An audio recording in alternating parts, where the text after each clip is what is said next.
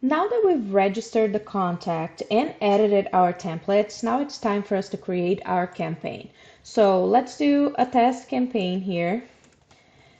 We're going to put a campaign name in there, click next, and then you're going to come to the templates that you already edited, or you can edit here again. So in here, you can actually plan your campaign. So there are multiple campaigns that you can schedule, all right?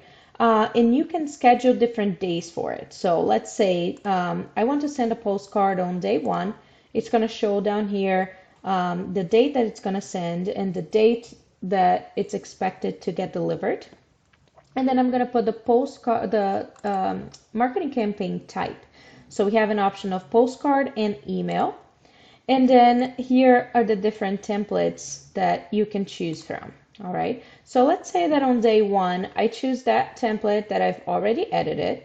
And then I want to keep adding to my campaign, because you have to know that it's very important on a marketing campaign that you have multiple touches for it to be successful. So you have to keep reminding the person of who you are and keep sending them different postcards, different emails from time to time.